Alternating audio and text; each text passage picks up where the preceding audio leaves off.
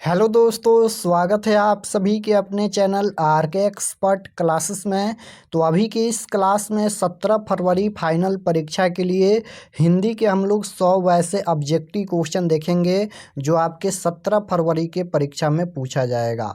तो आप लोग से रिक्वेस्ट है कि आप लोग इस क्लास को पूरा वॉच कीजिएगा। अभी की इस क्लास में 17 फरवरी फाइनल परीक्षा के लिए हिंदी के हम लोग क्वेश्चन पेपर देखेंगे जो आपके 17 फरवरी फाइनल परीक्षा में पूछा जाएगा। यहाँ पर देख सकते हो सेकेंडरी स्कूल एग्जामिनेशन 2025 वार्षिक यानी फाइनल परीक्षा के लिए क्लास 10 17 फरवरी के लिए ये हिंदी का क्वेश्चन पेपर है। विषय कोड यही रहेगा आपके फाइनल परीक्षा में और समय मिलेगा 3 घंटा 15 मिनट के लिए। एग्जाम पूरे 100 नंबर का होगा।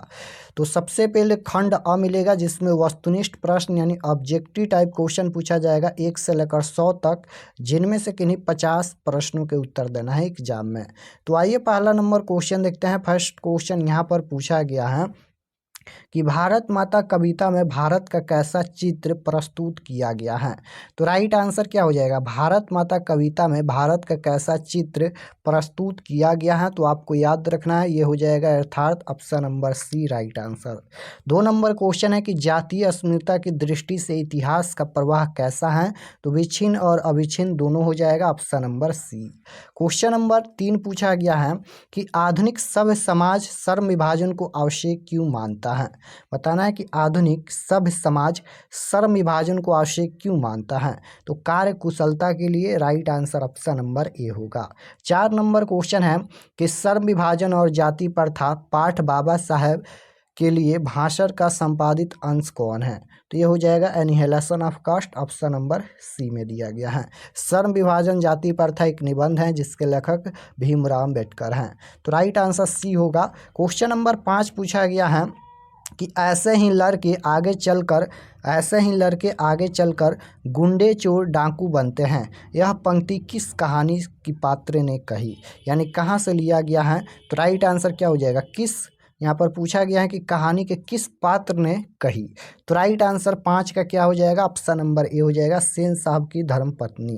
क्वेश्चन नंबर 6 पूछा गया है कि किसके अध्ययन क्षेत्र में भारत के कारण नवजीवन का संचार हो चुका है। तो राइट आंसर 6 नंबर का बी हो जाएगा, नीति कक्षा, option number B. Question number 7 पूछा गया है कि मगम्मा की बहू का क्या नाम था। तो मगम्मा की बहू का नाम नजम्मा था, ऑप्शन नंबर ए में दिया गया है। राइट आंसर ए होगा। ढाते विश्वास कहानी किस लेखक द्वारा अनुदित है। ढाते विश्वास कहानी किस लेखक द्वारा अनुदित है। तो राइट आंसर 8 नंबर का ऑप्शन नंबर ए हो जाएगा, राजेंद्र प्रसाद मिश्र। क्वेश्चन नंबर 9 पूछा गया है कि माँ कहानी किस लेखक द्वारा रचित है। माँ कहानी किस लेखक द्वारा रचित है। तो ये ईश्वर पेटलिकर हो जाएगा, ऑप्शन नंबर सी बिल्कुल राइट आंसर होगा। 10 नंबर क्वेश्चन है कि मंगू की माँ की कितने संतानें थी।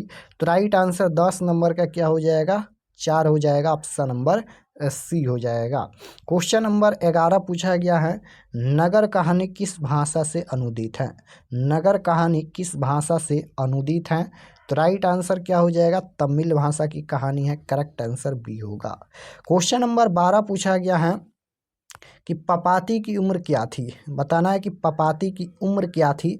तो 12 वर्ष थी, ऑप्शन नंबर सी बिल्कुल राइट आंसर होगा। 13 नंबर क्वेश्चन है कि धरती कब तक घूमेगी कहानी किस लेखक द्वारा अनुदित है।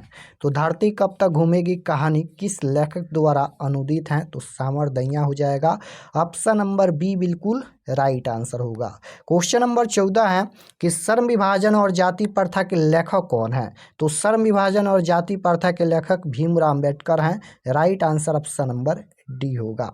एक वृक्ष की हत्या कविता किस काव्य संग्रह से लिया गया है, संकलित है। तो एक ग्राम्य हो जाएगा, ऑप्शन नंबर बी हो जाएगा। 15 का क्या राइट आंसर हो जाएगा, ग्राम्य नहीं होगा, इन दिनों होगा, ऑप्शन नंबर सी। एक वृक्ष की हत्या कविता किस काव्य संग्रह से लिया गया है। तो इन दिनों से लिया गया है, राइट आंसर सी होगा।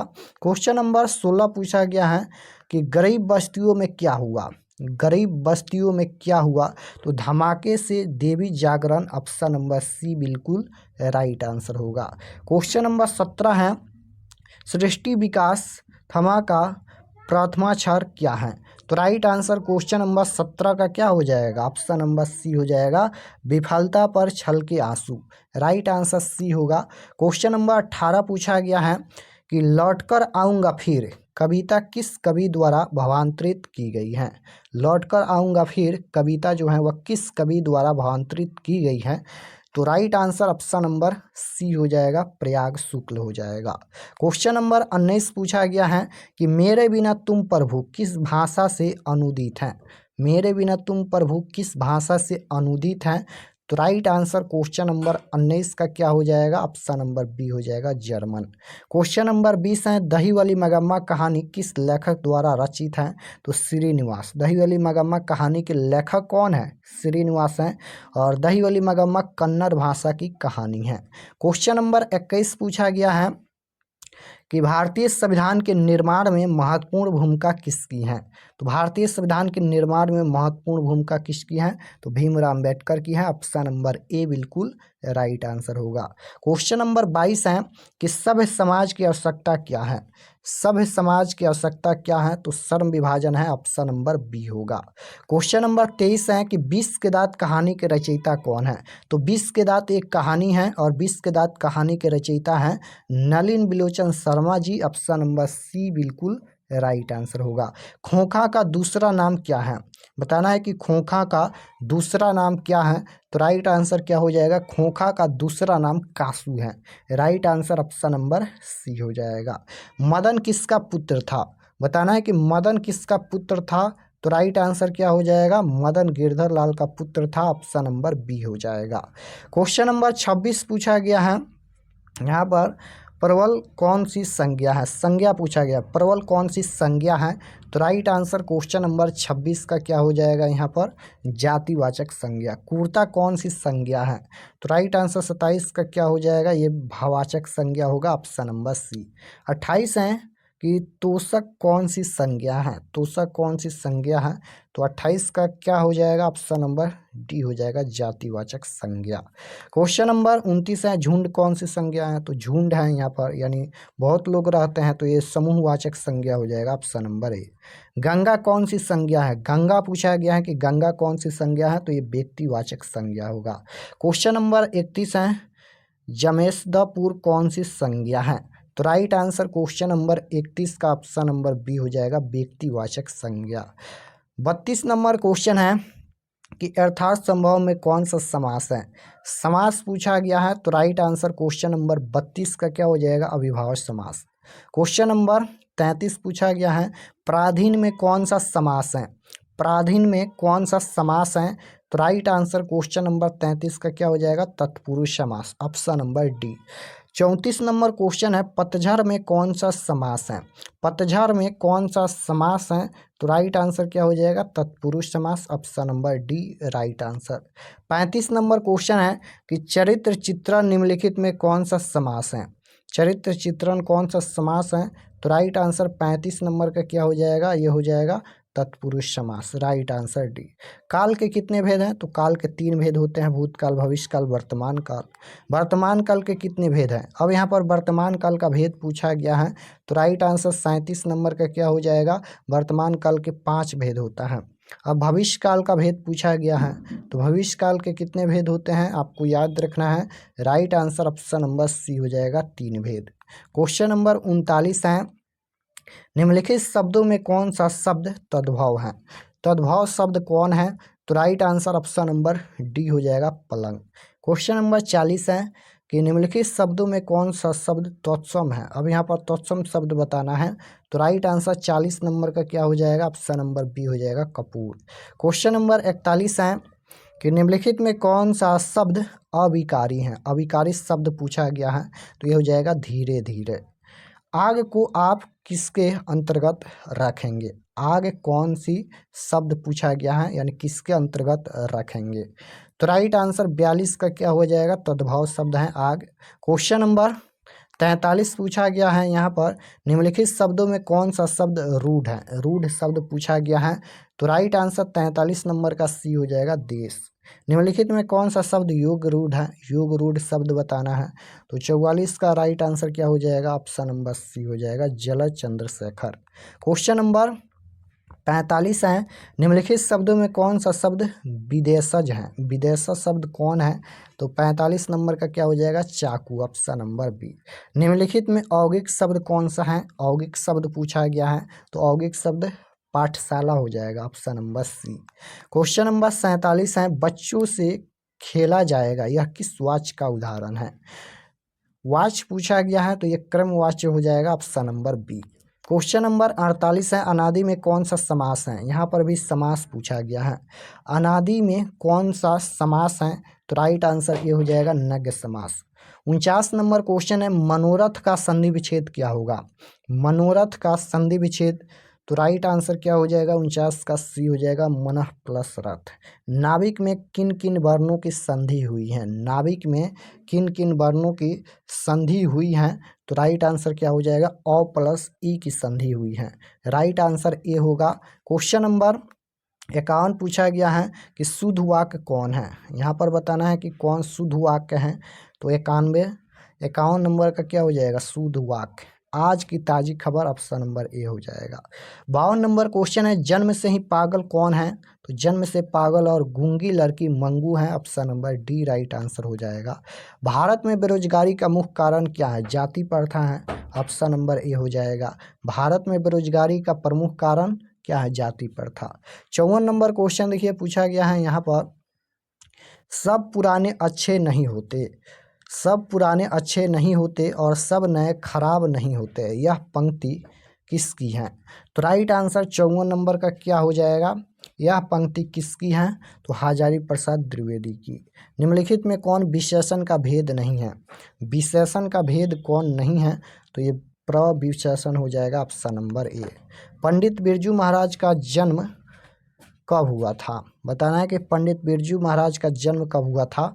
तो राइट आंसर क्वेश्चन नंबर 56 का क्या हो जाएगा? 1938 में। तत्पुरुष समास का उदाहरण कौन नहीं है? नहीं पूछा गया है, तो तत्पुरुष समास का उदाहरण चौराहा नहीं है, ऑप्शन नंबर डी हो जाएगा। शुद्ध शब्द कौन है? अभिलाषा यहाँ पर कौन सही है?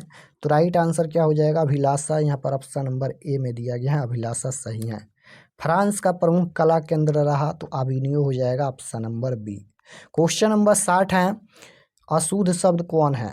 अब यहाँ पर अशुद्ध शब्द बताना है, तो ये हो जाएगा श्रृंगार, option number B. Question number 61 है, अज्ञाय का जन्म कब हुआ था? सचिनानंद, हीरानंद उत्साइन अज्ञाय का जन्म बताना है कि जन्म कब हुआ था। तो 1911 ईस्वी में। दिनकर की किस कृति के लिए ज्ञानपीठ पुरस्कार मिला? तो राइट आंसर क्या हो जाएगा?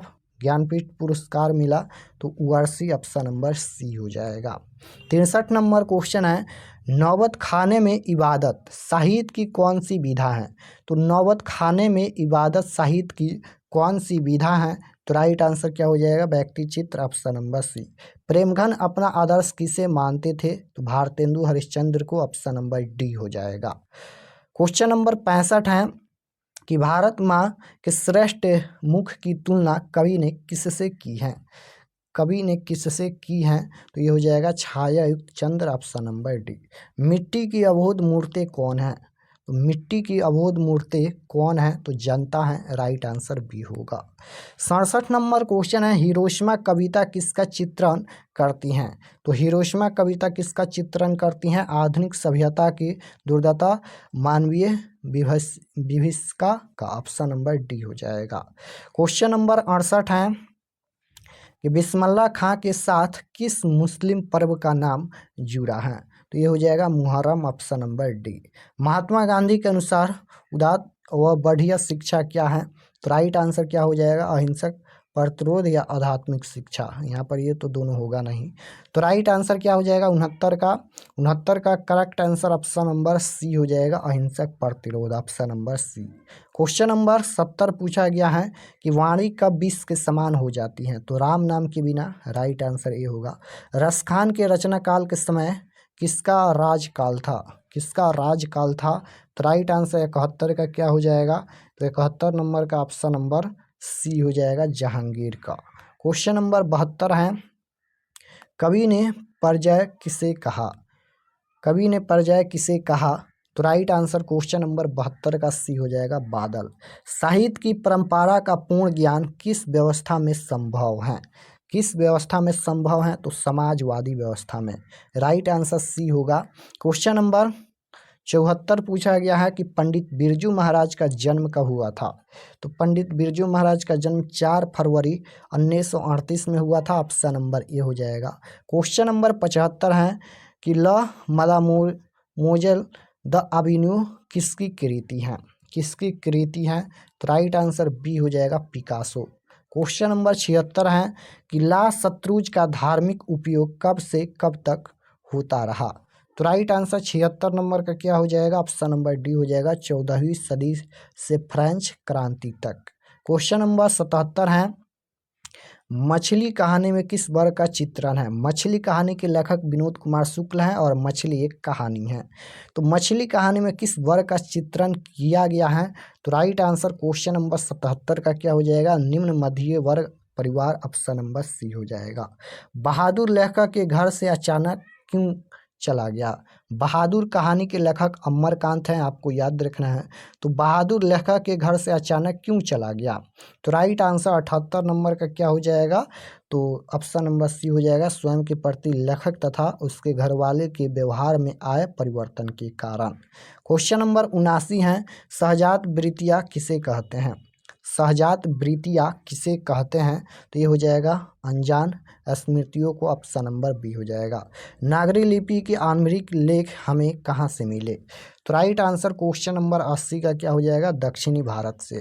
क्वेश्चन नंबर 81 पूछा गया है कि बेतमा दानपत्र किस समय का है? बेतमा दानपत्र किस समय का है? तो राइट आंसर क्या हो जाएगा? 1020 ईस्वी का। 82 नंबर क्वेश्चन है कि पंडित बिरजू महाराज लखनऊ घराने के किस पीढ़ी के कलाकार हैं? तो right answer option number B हो जाएगा, 7वीं पीढ़ी। सीता के बेटों ने सीता को कितने रुपये महामारी खर्च देने का निर्णय लिया? तो राइट आंसर क्या हो जाएगा? 83 नंबर का। ऑप्शन नंबर ए हो जाएगा, 50 रुपये। क्वेश्चन नंबर 84 है उत्तर भारत में नागरी लिपि के लेख कब से मिलने लगते हैं? तो राइट आंसर क्वेश्चन नंबर 84 का क्या हो जाएगा? 8वीं सदी। Option number A. बहादुर को कितने रुपये की चोरी का इल्जाम लगा था? 11 रुपये। ऑप्शन नंबर बी हो जाएगा। क्वेश्चन नंबर 86 पूछा गया है बुढ़ापा में कौन सा प्रत्यय है? बुढ़ापा में पा प्रत्यय जुड़ा है। राइट आंसर ए हो जाएगा। निम्नलिखित शब्दों में कौन सा शब्द शुद्ध है? शुद्ध शब्द कौन है? तो यहाँ पर हो जाएगा ऑप्शन नंबर बी, उच्छ्वास। क्वेश्चन नंबर 88 है कि निम्नलिखित शब्दों में कौन सा शब्द शुद्ध है? यहाँ पर भी शुद्ध शब्द बताना है। तो राइट आंसर ये हो जाएगा, चरमोत्कर्ष। क्वेश्चन नंबर 89 है निम्नलिखित वाक्यों में कौन सा वाक्य शुद्ध है? शुद्ध वाक्य बताना है। तो राइट आंसर 89 का सी हो जाएगा, फूलों की एक माला ला दीजिए। क्वेश्चन नंबर 90 है कि अक्ल पर पत्थर पड़ना मुहावरे का सही अर्थ क्या है? तो अक्ल पर पत्थर पड़ना यानी बुद्धि भ्रष्ट होना। ऑप्शन नंबर डी हो जाएगा। वर्ण कितने प्रकार के होते हैं? वर्ण कितने प्रकार के होते हैं? तो 2 प्रकार के होते हैं। स्वर वर्णों की संख्या कितना होता है? तो स्वर वर्णों की संख्या 10 होता है। क्वेश्चन नंबर 93 है व्यंजन वर्ण कितने होते हैं? व्यंजन वर्ण पूछा गया है। तो राइट आंसर क्या हो जाएगा? 33। Option number C. क वर्ण का उच्चारण स्थान, तो क का उच्चारण स्थान कंठ होता है। ऑप्शन नंबर डी में दिया गया है। राइट आंसर डी होगा। स वर्ण का उच्चारण स्थान पूछा गया है। तो स वर्ण का उच्चारण स्थान क्या होता है? तो स वर्ण का उच्चारण स्थान तालु होता है। छ और स वर्ण का उच्चारण स्थान पूछा गया है। तो राइट आंसर क्या हो जाएगा? 96 का सी हो जाएगा, तालु। क्वेश्चन नंबर 97 है म का उच्चारण स्थान क्या होता है? तो म का उच्चारण स्थान नासिका होता है। न का उच्चारण स्थान पूछा गया है। तो न का उच्चारण स्थान नासिका होता है। उ का उच्चारण स्थान क्या होता है? उ का उच्चारण स्थान पूछा गया है तो ओष्ठ हो जाएगा। हिंदी में वर्णों की कुल संख्या पूछा गया है। हिंदी में वर्णों की कुल संख्या कितनी है? तो 44 है। Right answer option number B हो जाएगा, 44। तो यहाँ पर हम लोग हिंदी के टोटल 100 क्वेश्चन देखे हैं। आप लोग कमेंट में ज़रूर बताना कि आप लोग का कितना प्रश्न सही हुआ, कमेंट में ज़रूर बताना। और परीक्षा का समय बहुत ही कम बचा है, तो आप लोग ज़्यादा से ज़्यादा सेल्फ स्टडी कीजिए और जो भी पढ़े हैं आप लोग रिवीजन कीजिए लीजिए। और जो हम ग्रुप में सब्जेक्टिव क्वेश्चन सेंड किए हैं उसे भी याद कर लीजिएगा। और सब्जेक्टिव क्वेश्चन डाउनलोड करने के लिए गूगल पर जाना है, सर्च करना है आर्क एक्सपर्ट क्लासेस। पहला पेज आएगा, उस पर क्लिक कीजिएगा, क्लास 10th के सेक्शन में जाइएगा, वहाँ से सभी सब्जेक्ट का सब्जेक्टिव क्वेश्चन आंसर डाउनलोड कर सकते हैं। तो आप लोग डाउनलोड करके याद कर लीजिएगा, हम ग्रुप में भी सेंड कर दिए हैं। व्हाट्सएप ग्रुप ज्वाइन करने के लिए नीचे डिस्क्रिप्शन में लिंक मिलेगा, उस पर क्लिक करके भी आप लोग व्हाट्सएप ग्रुप ज्वाइन कर सकते हैं। तो मिलते हैं नेक्स्ट क्लास में, तब तक अपना स्टडी कीजिए। आप सभी को धन्यवाद।